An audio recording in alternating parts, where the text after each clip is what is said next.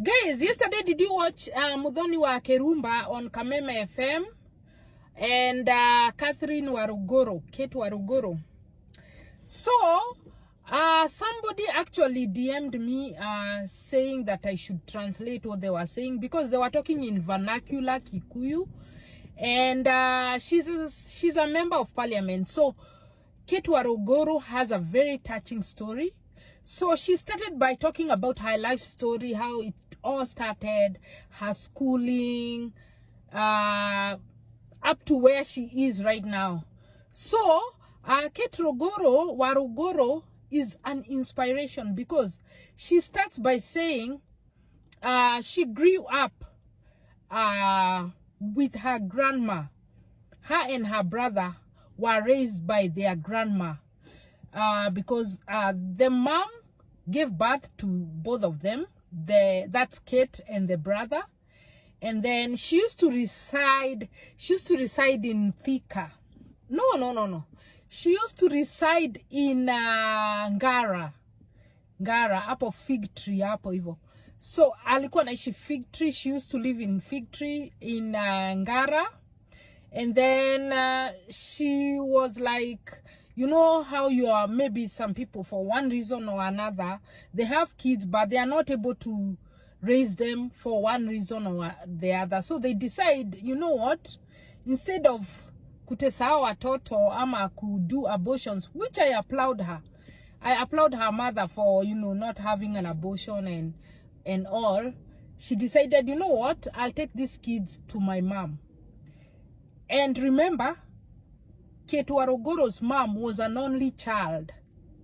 So, the only child decides to have babies and she can't take care of them and decides, you know what, Kate and your brother, just go to Nanyuki and live with your grandma. So, grandma hustled here and there. And, you know, they lived in ghetto, places where there was so much alcoholism going on. Remember, during her childhood, she witnessed alcoholism going on in her family. You know, her grandma, her great-grandma, sisters and brothers, you know, relatives from her mom's side and stuff like that. One thing you need to note, the mom was a single mom. So there is no presence of a dad anywhere. She doesn't mention, you know, this was my dad or what. There's no mention of a man figure. So grandma raised the kids, hustling here and there. She got bursaries. She was able to be funded by using equity, some banks. She got people from Florida, USA. She got people who could help her through. Because remember, they used to live in ghetto. And grandma used to do odd jobs until she grew up. And here is a sad story of how one day she decided, you know what, I've lived with my grandma for so long. We've been hustling, no food sometimes, and no school fees. She had to repeat class 8 twice so that to give grandma some time to be able to, you know, raise funds for her to go to high school. She was like, you know what, I'm going to look for my mom. And she had asked a few friends or people who knew her, where can I get my mom? And she was led to Ngara. And that's where she got the mom. And she was like, you know, it's been long. You've never even cooked for me. I miss how you cook. I just want to taste your food. And the mom was not happy on seeing her because she was angry at the people who who led her daughter to her doorstep. Because remember, maybe she needed some freedom. But anyway, since the daughter is there, she decided, you know what, let's go to the market. They bought cabbage and some meat and something, and she cooked. But the following day, she had to go back to grandma. So that is something she says. She has some reservation for her mom. You know, kids who grow up like that feel like they were rejected by their parents. Actually, she even, you know, as a Christian, she's a Christian. the Bible says, you know, God will never forget you, just like a mother who will never forget their own child. That page, Kate Warogoro tore it from the Bible. She literally tore it.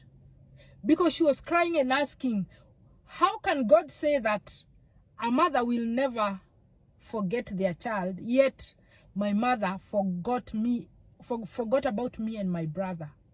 So she was so angry. This is for ladies out there. If you have babies, please try your best to raise them. I mean, your mothers, your parents have retired. Now you're taking them back to factory settings. They have raised you, taken care of you, and now you go out there, have fun, have babies, and then take them to your parents. That's very unfair. And she talks about the last time she was in high school when the mom, you know, became sick and now she could not take care of herself. She had to go back to where the grandma was, and within 2 days she had passed on. But then remember, she stayed in the morgue for 3 months. Why? Because the great grandma did not want that Kate's mom being buried there. Because later on, those kids would come claim a piece of land in that homestead. So great grandma said, no, you as my daughter, you are not going to bury your daughter in my piece of property, because you own nothing here. You and those your kids, you own nothing. So they had to do it by fire, by force. They looked for ways and means to make sure, you know, she was buried. Even though she was in a boarding school, she had overstayed at home because this Maombolezi was going on for so long. It stayed for 3 months. People have raised money. Money has even, it's over. Now they had to find little ways to make just a simple casket. And they got a pickup from somewhere. Then they decided, you know what, today we are going to bury her there by fire, by force. So they went there by fire, by force. And still, the great grandma was very angry. Actually, she went and got a mapangale, came and cut the casket into half and said, this person will not be buried here. But they said, you know, there were men guarding and making sure it happens.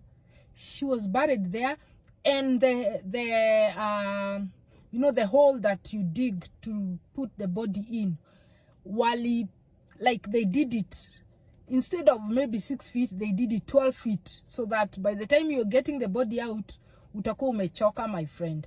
So, in other words, they did it by fire, by force, but never returned there. Because remember, one time they used to live there, and those relatives came and brought down the house when grandma had gone to hustle outside. So they left and started living by themselves, fending for themselves, the grandma and the 2 grandkids. Well, actually it's very inspiring, very touching, and it's a learning, everything is a learning lesson, because it shows you where those kids, you know, kids who suffer rejection, they grow up, some of them grow up very bitter. Some of them make use of that experience to better themselves, because like Kate's situation, she bettered herself. She knew that I have to conquer the world. It's me and the world again. It's me, ni mimi, dunia na jua. It's me against the world under the sun. I have to make it. And she really made it, because after her studies, she would go out to fend for herself, thanks to people who helped her. There was one teacher who helped her, even got her a job where she worked in a cyber. You know, she did so well. She instead of roaming around like other ladies, getting pregnant, that teacher told her, you know what, this is 500, go, this is going to be the rent while you are at home, so that you don't go querera, you know, you don't go, you know, hanging out with boys and stuff, and then later not be able to come back to school because you're pregnant. So, and I'm connecting you to this person where you'll be working in a cyber to fend for yourself. Where I'm telling you guys, you see orphans. Yani, I've realized one thing.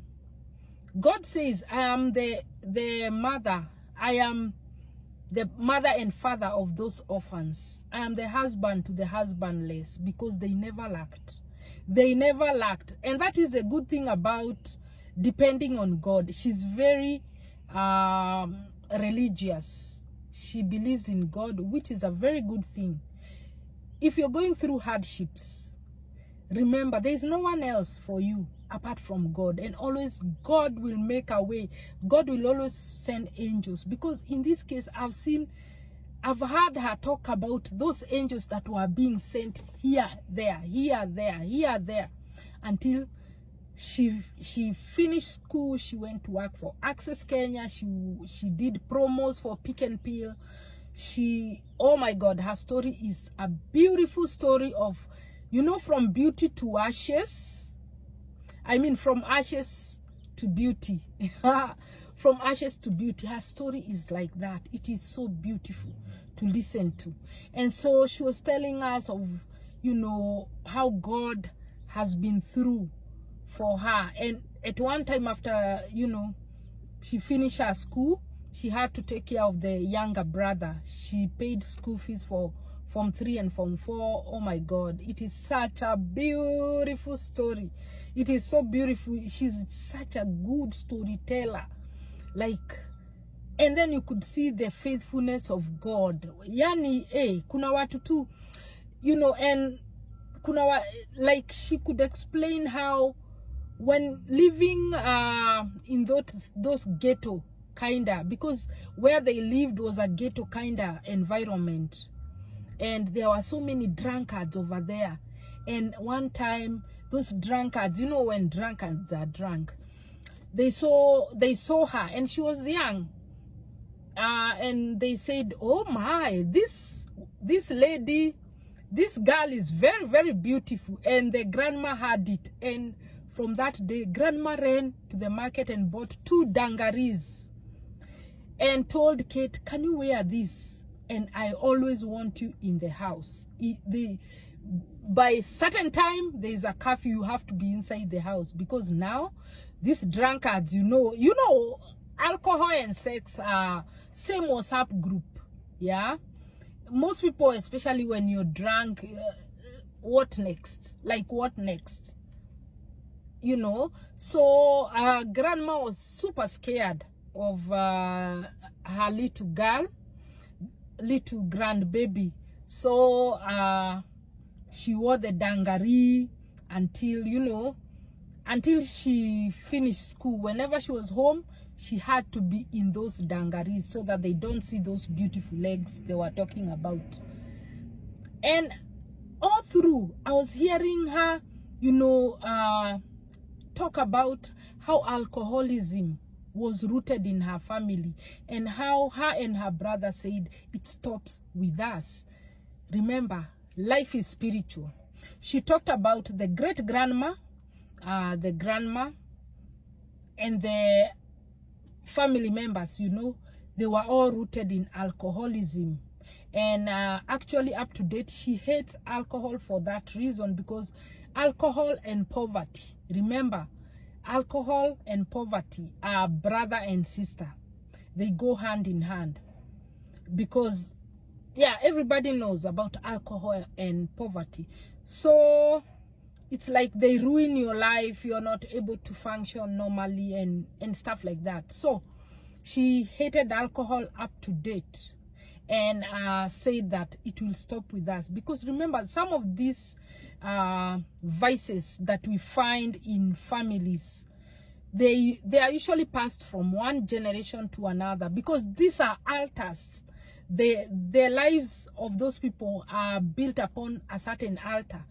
Maybe there's an altar of alcohol or witchcraft or promiscuity or childlessness, or there are so many different kinds of altars. And until you identify your lineage, what altar are we built upon, what happens from one generation to the next, until you identify and break the altar, it will affect you. So she identified the altar and broke it and said it stops here, it stops with her. And so she hated alcohol for that purpose. So many lessons were being taught over there, and I was learning a lot. I was like, this is so beautiful.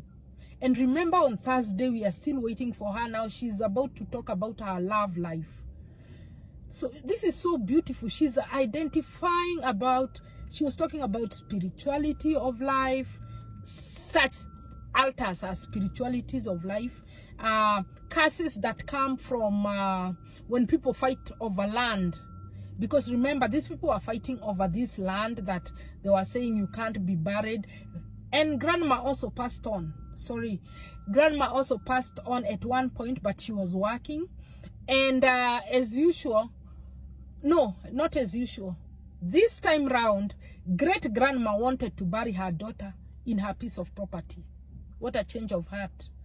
But now, because of the trauma that she had grown up with when they rejected her mom, she wanted to bury her grandma in another place. So they went to court, and of course, how do you fight someone's, this is someone's child. This grandma, the great grandma is still alive, is fighting for her child, but the grandchild wants to bury the grandma, who has more right. So the court gave the grandma the right, because that's her child. So she was buried there, but she was not happy about it. But she moved on and accepted and forgave them. But up to date, she was talking about that land that they were telling them they'll never inherit, they'll never have a piece of that land. Up to date, nobody even, nobody is there. There's so much poverty. Nobody is doing agriculture over there. Like, it's desolate. So she was talking about, you know, in Kikuyu we believe in curses of the land. Kerumikia yateri. You know, they were fighting over that land, and at the end of it all, those people who are fighting for it, you know, they are just not in good, they are not doing good financially and stuff like that, because terino amaregire, that curse of that ground, there's nothing productive coming from it. So she was talking about stuff, you know, Kikuyu stuff, some of these cultures, Kerumi, those things that we believe in, they are real. Because remember, these are altars. These are altars of the Kikuyu people. Those curses, Kerumi, Dahu, they exist. They are real. They are real. Power of the tongue, remember? It is very real. And so she was saying she forgave everyone, and she moved on, and she has helped some of them, you know, when they need help and stuff like that. She has helped some of them. But actually, this is a very good story and a very good encouragement to someone who's going through hard times right now. Do not give up. Do not give up. God will always, it's like gold that goes through fire. God will refine that gold, make it go through hot fire, shape it into a beautiful wedding ring or a necklace. And then once you see the end product, people usually skip the, you know, the fire process, the hard process. So if you're going through something, a turmoil or some hard situation financially, family-wise, or whatever it is, remember, you have to be refined for the end product to come out shiny and beautiful. So it was a beautiful story For those who wanted to know what it was all about, it was so beautiful. I will be translating the other part. On Thursday we are waiting, because it's gonna be I can just imagine, because she gave a little hints here and there how, you know, once you love, don't love with your money. Yeah. So anyway, guys, thank you for listening to me, and I hope you learned something. I learned a lot. I learned a lot. I always like to learn, because I believe learning is a process. Every day we learn something new. Every day we learn something new, and every day is a learning day. Like, learning never gets old. That's what I believe in, and it's beautiful, beautiful. Anyway, guys, if you haven't subscribed, can you please subscribe to my YouTube channel? I will be putting, I'm putting just a half of this story there, and then the full story on YouTube, so that you guys can come there and we can enjoy the story together. Thank you so much.